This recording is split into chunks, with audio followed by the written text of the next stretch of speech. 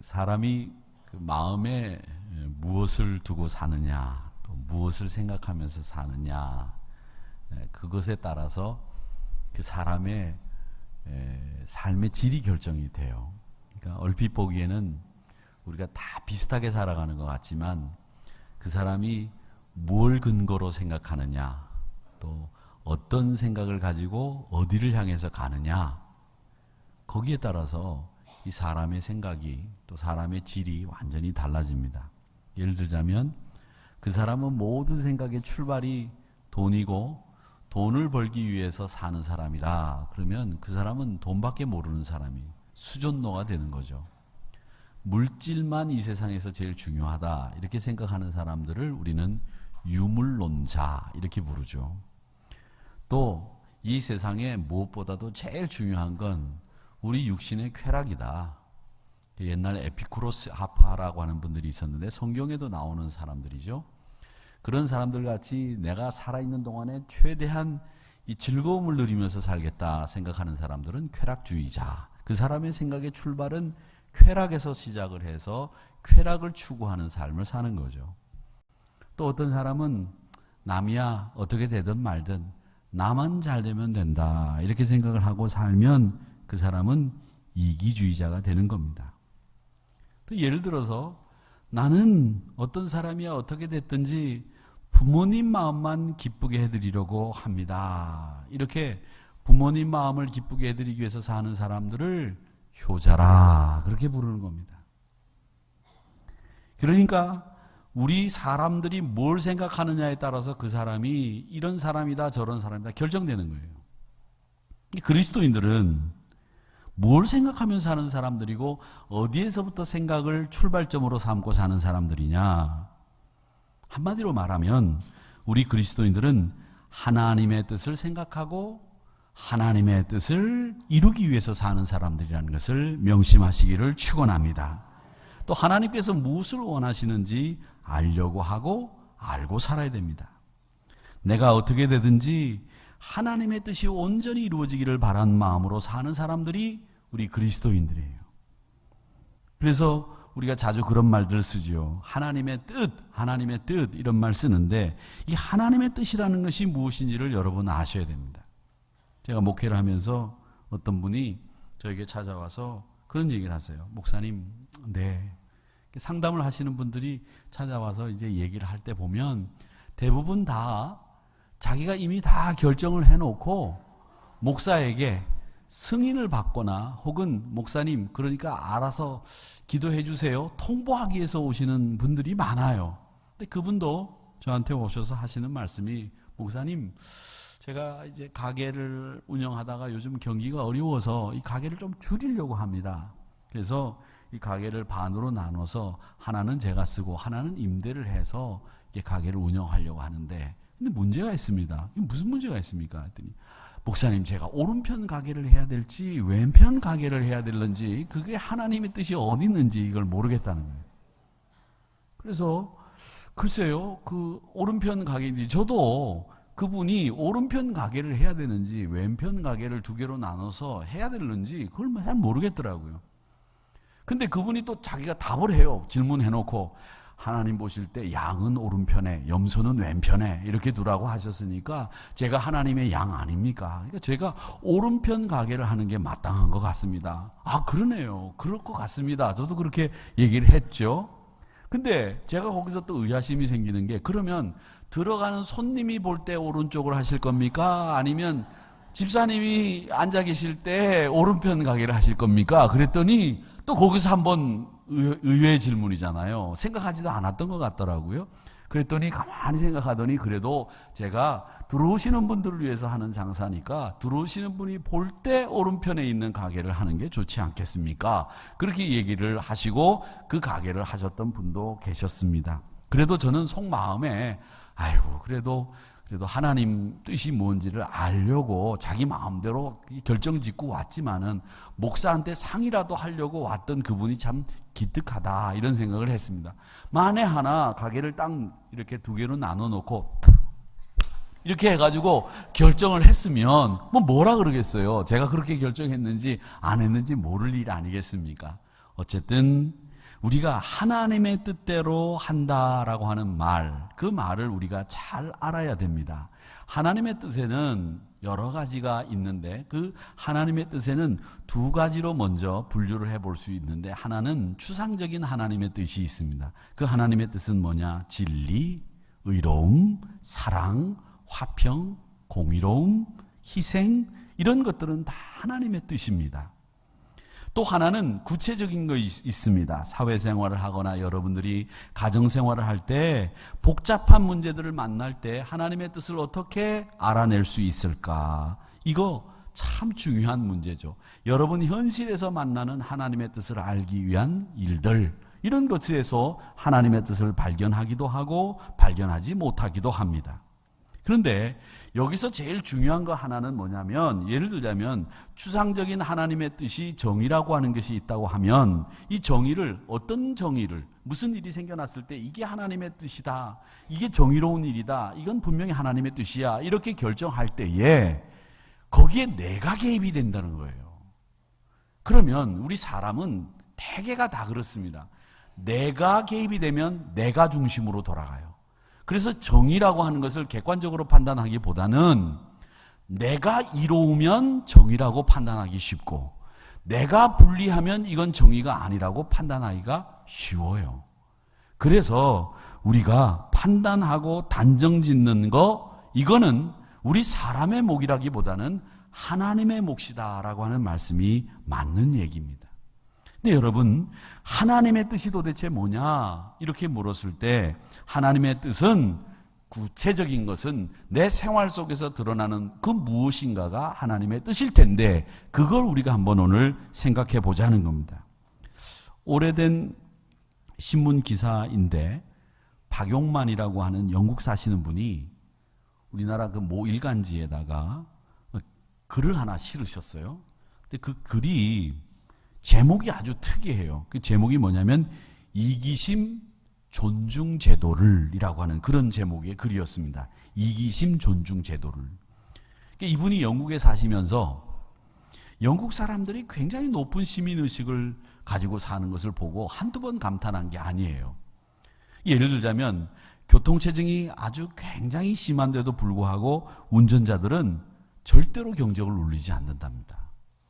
우리나라 분들은 이렇게 조금 늦게 출발해도 빵빵 누르고 말이죠. 그렇죠? 그리고 또 끼어들려고 그러면 빵빵 끼어들지 막 그렇게 하고, 도로만 나가면 막 싸우려고 막 안달이 난 사람처럼 운전하시는 분들이 많이 계시죠. 그래서 제가 가끔 운전하다 뒤에서 빵빵 거리면 저보고 빵빵 거려도 저분은 하늘이교회 교인 아니다, 내가 그렇게 얘기를 합니다. 여러분, 경적 울리지 마세요. 경적 울리지 마세요. 심지어 이 영국의 운전자들은 자기가 이제 파란불이 돼서 가야 되는데 앞에 보행 신호가 빨간불이 됐는데도 보행자가 길을 건너가면 경적을 울리잖아요. 우리는 보통 빵빵, 그리고 우리는 가는데 그렇게 하지 않는다는 거죠. 그분이 빨간불인데도 건너가는데도 기다려준다는 거예요. 그리고 다 건너간 뒤에 가는 거예요. 자, 그런데 왜 이런 높은 시민의식을 가지게 됐느냐? 이걸 이 박용만 씨는 자발적 시민의식이라고 부르고, 이런 양보심이 어디서 나올까 생각을 해봤더니 영국이라고 하는 사회가, 그 사회 제도 전체가 개인의 자기 이기심을 긴 안목에서 추구하더라도 손해보지 않는다라고 하는 신뢰를 얻어서 이런 양보와 배려가 생겼다 결론을 얻은 거예요. 그러니까 쉽게 얘기하자면 이런 거예요.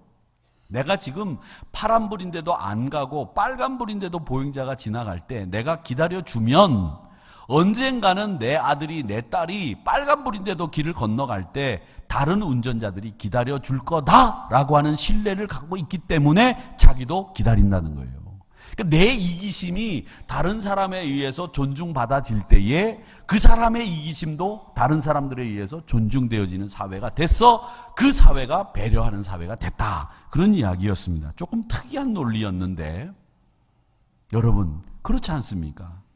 내가 내 이기심을 좀 절제하고 내가 저 사람의 이기심을 존중해주면 언젠가는 내가 뜻 모르게 알게 모르게 내가 이기심을 부릴 때에 내 이기심도 그 사람에 의해서 존중받아지는 사회. 이게 영국 사회가 갖고 있는 이기심으로 충만한, 이기심으로 똘똘 뭉친 사회지만 그 이기심이 충돌하지 않고 배려하는 사회가 된 까닭은 바로 그거다라고 하는 이야기였습니다. 여러분, 우리 사람들은 다 이기적인 생각을 가지고 살죠. 자기 중심으로 세상을 돌립니다. 그런데 하나님은 이 세상을 향해서 보편적인 뜻을 가지고 계세요. 그 보편적인 뜻은 누구나 다 알 수 있는 하나님의 뜻, 누구나 다 실천하기를 원하는 하나님의 뜻을 우리는 알고 있습니다. 그게 뭐냐면 바로 우리가 평화를 누리며 평안을 누리고 또 기쁨으로 사는 것을 하나님은 우리를 향해서 원하시고 계시다는 것을 잊지 마시기를 바랍니다.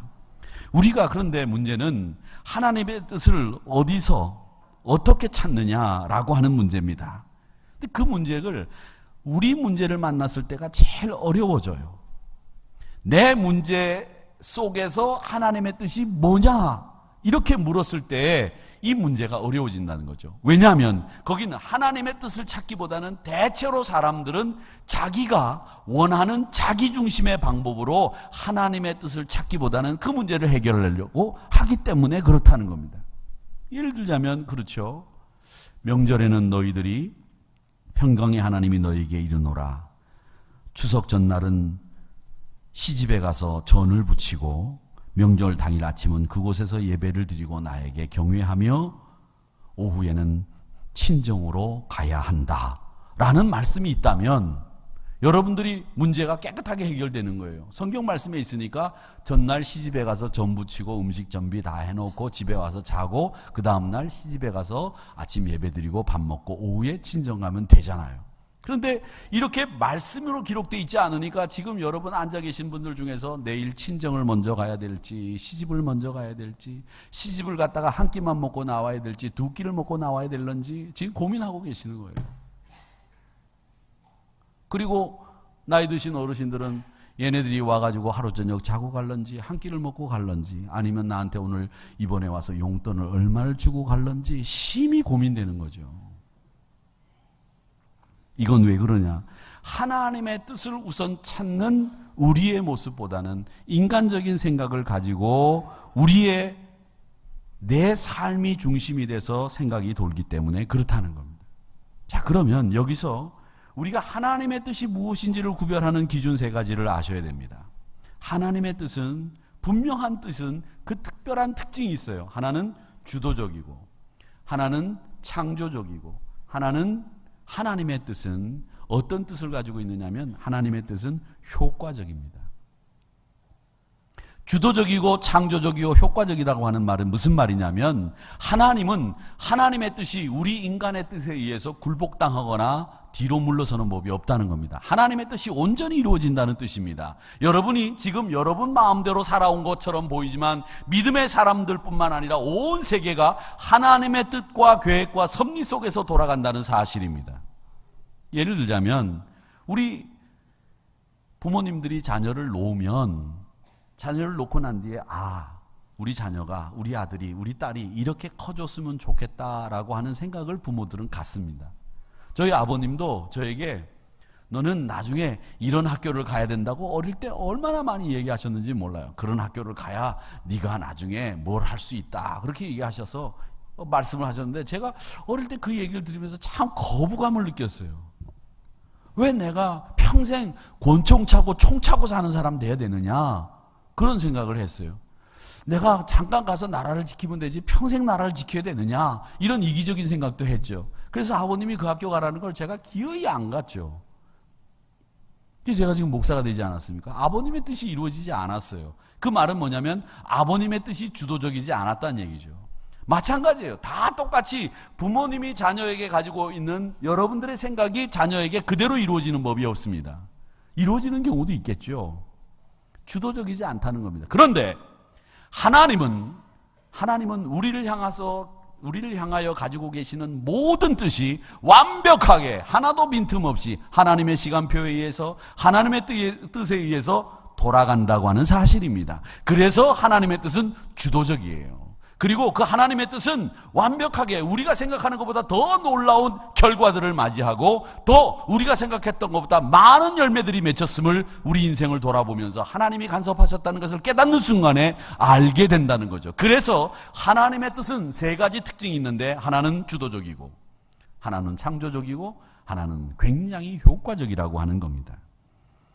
그러니까 하나님의 뜻을 그 앞에서 인정하는 것이 우리 믿음의 사람들이고, 성도라고 한다면 하나님의 뜻이 이것이라고 생각된다면 나의 뜻을 온전히 접어야 하는 것, 그게 성도들의 생활입니다. 하나님의 뜻과 반대되는 것을 고집하거나 그것을 끝까지 하려고 하면 그건 시간 낭비고 힘의 낭비일 뿐입니다. 하나님은 그 뜻을 접고 돌아올 것을 알고 계시고 하나님의 뜻이 주도적이기 때문에 내 뜻이 관여될 수가 없어요. 누가복음 15장에 보면 탕자의 얘기가 나오는데, 이 탕자가 아버지에게, 아버지, 재산의 반을 저에게 주십시오. 반은 형님 거라고 보고 반은 제 건데 이걸 가지고 제가 가서 사업을 좀 해가지고 좀 일으켜서 좀 재산을 많이 불리고 저도 아버지 아들 구실하고 싶습니다. 아버지는 그 작은 아들이 커오는 과정 속에서 어떤 성격을 가지고 어떻게 자랐는지를 잘 알고 계세요. 이 녀석이 내 재산 반을 가지고 가서 사업을 해서 키워오지 못할 거라는 걸 알고 계셨을 거예요. 그런데도 아버지는 반을 띄어서 아들에게 줍니다. 그리고 그 아들이 결국 빈털터리가 돼서 돌아올 걸 아버지는 짐작하고 계세요. 아버지의 뜻대로 순종하면 이 녀석 승승장구하고 평탄하게 살 건데 이런 고생을 한번 겪어봐야지, 그러면서 아버지는 떼어주는 거죠. 아버지는 알고 계신다는 거죠. 그런데 그 탕자는 결국 어떻게 됐습니까? 돌아오지 않습니까? 그동안 얼마나 많은 물질과 정력과 시간을 낭비합니까? 아버지는 알고 계시다는 거죠. 그러니까 주도적이고 창조적이고 효과적인 하나님의 뜻 앞에서는 우리 성도라면 적어도 내 뜻은 접을 줄 알고 하나님의 뜻에 순종할 줄 아는 게 신자들의 생활이라고 하는 겁니다. 출처가 모호하지만 아주 재미있는 글이 하나 있어서 제가 여러분들에게 소개해 드리려고 하는데, 이게 뭐냐면 우리 인간의 어리석음을 하나님이 말씀하시는 거예요. 인간이 얼마나 어리석은지를 얘기하는 겁니다. 우리 인간은 돈을 벌기 위해서 건강을 잃고 다시 그 잃은 건강을 찾기 위해서 돈을 잃고 불확실한 미래를 염려하느라 지금의 현재를 놓쳐버리고, 그래서 결국은 현재에도 미래를 살지 못하고 살았을 때에는 죽지 않을 것처럼 살다가 결국 죽을 때에는 한 번도 살아본 적이 없는 사람처럼 죽는 것이 사람이라고 그렇게 하나님이 이야기하셨다는 이야기입니다. 물론 이건 성경에 없는 얘기입니다. 우리 인간이 그렇게 어리석다는 거예요. 돈을 벌기 위해서 건강을 잃어버리는지도 모르고, 또 건강을 잃어버리고 난 뒤에는 그 건강을 찾기 위해서 수많은 돈을 쓰고, 현재를 살면서도 그 불확실한 현재를 염려하고 걱정하느라고 미래에 대한 생각은 전혀 하지 못한 채로 그저 급급하게 살다가 죽을 때에는 한 번도 인생을 살아본 적이 없는 것처럼 그렇게 허무하게 죽어버리고, 살 때에는 죽지 않을 것처럼 살면서 호언장담하고 자기가 최고인 양, 영원히 살 것인 양, 그렇게 사는 어리석은 인간이 바로 우리들이라는 것을 이야기하고 있다는 겁니다. 사랑하는 성도 여러분, 하나님의 뜻은 반드시 이루어집니다. 그렇기 때문에 우리 성도들은 하나님의 뜻에 딱 맞추어서 사셔야 됩니다. 하나님의 뜻에 맞추어서 사는 것이 지혜고 현명한 방법입니다. 마가복음 3장 35절에 보면 예수님의 가족들이 예수님을 찾아와요. 소문들이 예수님이 정신 나갔다, 미쳤다, 이런 소문들도 들리니까 가족들이 안타까움에 찾아온 거죠. 이 가족들이 찾아왔던 소식을 듣고 예수님이 뭐라고 말씀하시냐면, 누가 내 형제고 누가 나 자매고 누가 내 어머니냐?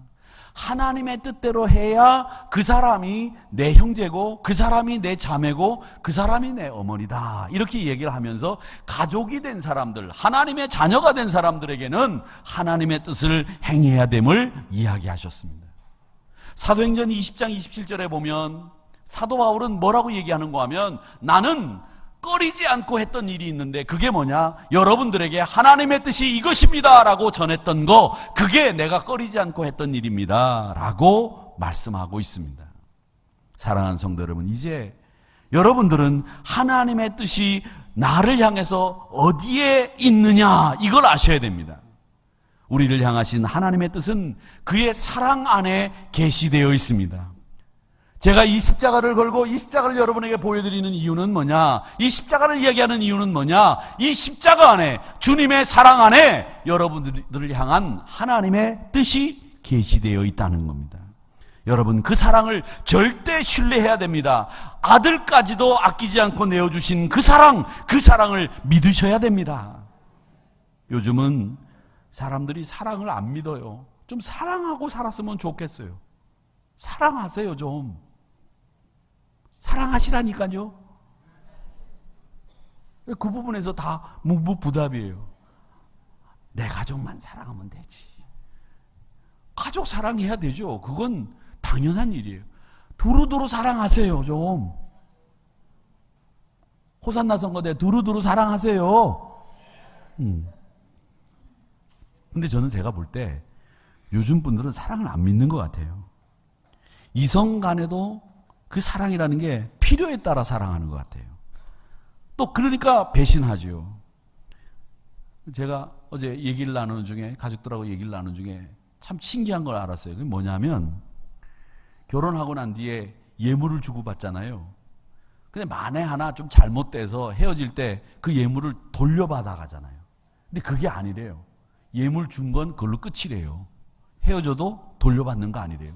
근데 요즘 사귀는 남자들, 여자들도 보면 젊은이들이 말이죠. 사귀다가 헤어질 때쯤 되면 내가 해준 거 다 내놔. 그래가지고 가져간다잖아요. 근데 그거 아니라는 거예요. 근데 왜 그런 일들이 생겼느냐 하면, 사람들이 사람을 사랑하는 게 아니라 조건을 사랑하고 자기 필요를 채우기 위해서 만나는 거예요. 여러분, 사람이라는 게 사랑해서 만나야지 자기 필요에 의해서 만나면 그 만남은 오래 못 가는 거예요. 제가 예전에 신방을 가보면, 요즘에 이제 뭐 우리 권사님들도 그런 분이 한두 분 계시긴 하지만, 예전에 제가 젊었을 때 이렇게 신방을 가서 권사님들한테 여쭙니다. 짓궂게 묻는 거죠.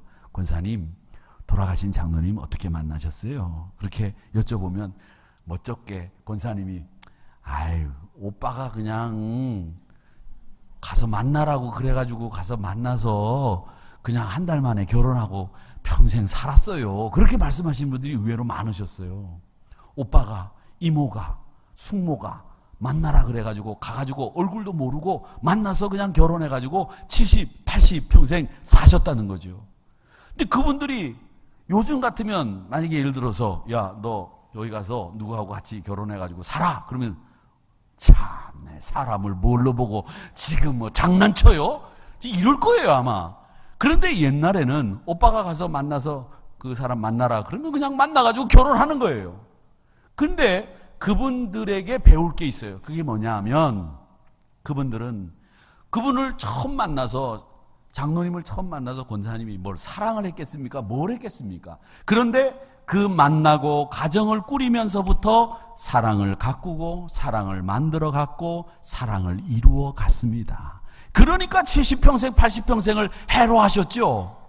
그러니까 사랑하니까 결혼하는 게 아니라 사실은 결혼해서 더 뜨겁게 사랑하고 사랑을 가꾸어 가야 되는데, 사람들은 필요에 의해서 만나니까 사랑이 식어졌다, 성격이 안 맞는다, 이러니까 거기서부터 자기들의 마음이 떠나는 거죠. 여러분, 우리가 무엇을 하든지 간에 사랑이 가장 소중한 건데, 그 사랑이 소중한 걸 여러분 말로는 얘기하면서 생활 속에서는 그 사랑이 소중하다는 걸 아무도 실천하지 않아요. 돈이 중요하다고 생각하고 내 필요가 충족시켜져야 된다고 하는 걸 중요하게 생각하니까 거기에도 사랑이 없고, 신앙생활에도 하나님의 뜻은 없고 자기 필요만 남았다는 거죠. 내 일생에 절대로 양보할 수 없는 이상과 꿈이 뭡니까? 여러분, 그거 한번 생각해 보세요. 연세 드신 분들은 내 꿈에 포기할 수 없는, 내 인생에 포기할 수 없는 꿈과 이상은 내 아들 잘 되는 거, 내 딸 잘 되는 겁니다. 이렇게 말씀하실 거예요. 그리고 그런 기도 제목들 저에게 주십니다. 근데 분명히 하셔야 됩니다. 여러분, 분명히 하셔야 돼요. 내 자녀를 어떻게 키울 거냐? 내가 포기할 수 없는 내 자녀를 위한 꿈이 뭐냐? 이렇게 얘기하셨을 때 여러분들은 기도 제목을 써냅니다. 하나님 아버지, 우리 아들 믿음의 배우자 만나게 해주세요. 취직하게 해주세요. 건강하게 해주세요. 이런 기도 제목들을 놓으시죠.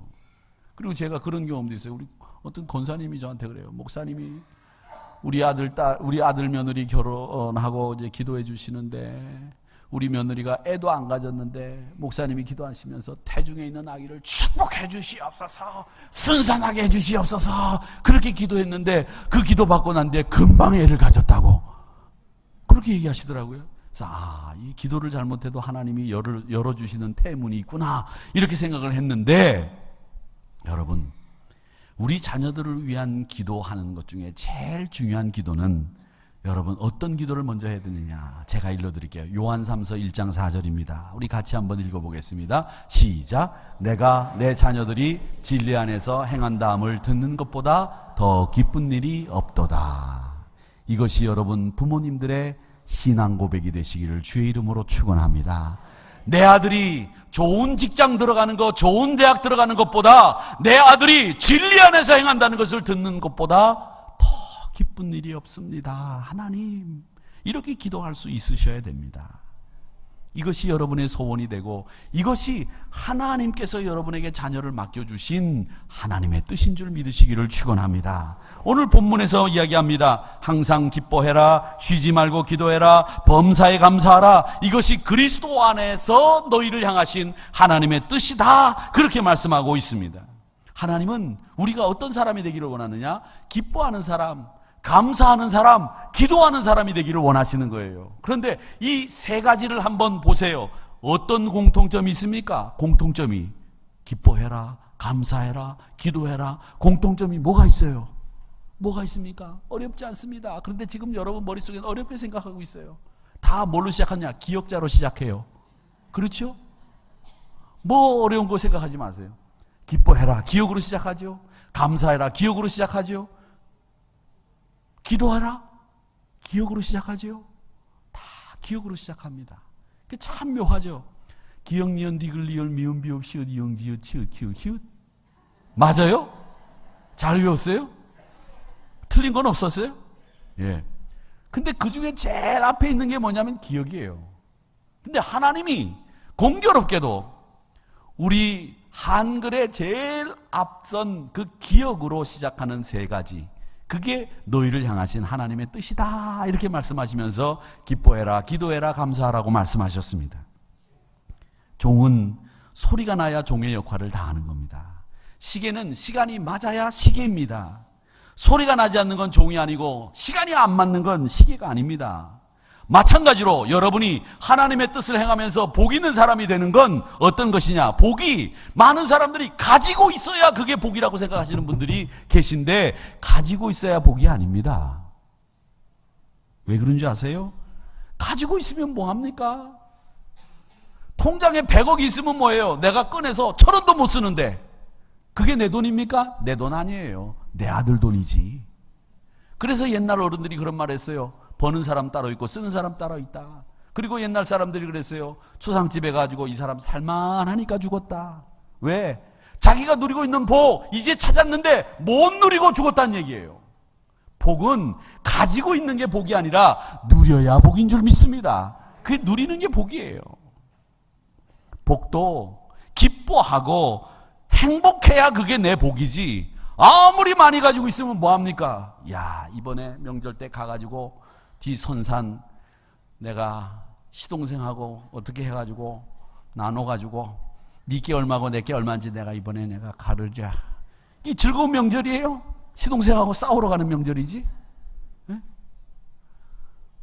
아무리 많으면 뭐예요? 그게 저주거리밖에 안 되고 싸울거리밖에 안 되면 그건 복이 아니라 저주예요. 그러니까 복은 여러분 행복해야 하고 기뻐할 수 있는 게 그게 복이란 말이죠. 이거 하나 때문에, 이거 별거 아닌 것 같은데 이 물 한 모금 때문에 기뻐할 수 있으면 이 물 한 모금이 복이지, 통장에 1,000억이 있어도 그것 때문에 싸우면 그건 저주예요. 행복이라고 하는 건 기쁨이 있어야 됩니다. 가난하나 부하나 실패하나 성공하나 상관없이 항상 기뻐할 수 있는 기쁨과 기도와 감사, 이 세 가지가 합쳐져야 하나님의 뜻이 이루어지고 그리스도의 인격이 형성되는 것이고, 하나님은 우리가 기뻐하시기를 원하시는 줄 믿으시기를 축원합니다. 그래서 사도 바울은 빌립보 교인들에게 기뻐해라, 기뻐해라 말씀하시는 겁니다. 또 하나님은 우리가 감사하기를 원하고 계십니다. 여러분, 서양 사람들이 식사가 끝나고 나면 남은 음식을 싸가지고 가죠. 우리나라 분들도 남은 음식 싸가지고 가라 그럽니다. 우리나라 음식 쓰레기가 너무 많이 나오니까. 근데 우리나라 음식은 국물이 많아서 못 싸간다 그러긴 하는데, 그리고 서양 사람들은 겨울이 되면 집안에서 스웨터를 입고 코트도 입고 있어요. 시원하게 춥게 있어요. 근데 왜 그런 줄 아십니까? 그 사람들이 물론 오래된 건물이라서 난방이 잘 안 되는 경우도 있지만, 서양 사람들은 기독교 문화가 오랫동안 자리 잡고 있어서 하나님이 베풀어 주신 것에 대한 감사의 마음이 있기 때문에 내가 그걸 허투루 쓸 수 없다고 하는 생각에서 그들은 외투를 입고 겨울을 지내고 남은 음식을 싸가지고 가는 거예요. 그게 감사에서도 출발된 거란 말이죠. 있는데도 불구하고 못 써서 출발하면 그건 궁색한 거고요. 궁색이 아니에요. 여러분, 궁색하게 사지 마세요. 뭐 그렇게 궁색하게 사세요? 없는 사람처럼 다 누리고 있는 하나님의 자녀가 감사함에서 출발한 근검과 절약이 진짜 하나님이 원하시는 삶의 모습이라는 거죠. 그런데 그 사람들이 누리는 그 생활은 감사에서부터 출발한 절약이에요. 감사에서부터 출발한 마음 씀씀이라는 거죠. 그게 하나님이 원하시는 생활이에요. 그러니까 먹을 때마다 감사하는 것이고, 좋은 음식이건 나쁜 음식이건 가리지 않고 깨끗하게 먹는 거죠. 아이작 윌튼이라고 하는 영국 작가는 하나님이 거하시는 곳이 두 곳이 있는데, 한 곳은 천국이고 한 곳은 어디냐면 겸손하고 감사하는 심령 위에 하나님이 거하신다고 말씀하셨습니다. 자크 마르댕이라고 하는 철학자는 감사는 예의 가운데 가장 아름다운 예의라고 했습니다. 우리가 감사할 수 없는 이유가 뭔지 아세요? 교만하기 때문에 감사하지 못합니다. 욕심이 많기 때문에 감사하지 못합니다. 무지하기 때문에 감사하지 못합니다. 그것이 토리 박사가 한 이야기예요. 여러분, 감사할 줄 아는 사람이 경우 있는 사람이에요.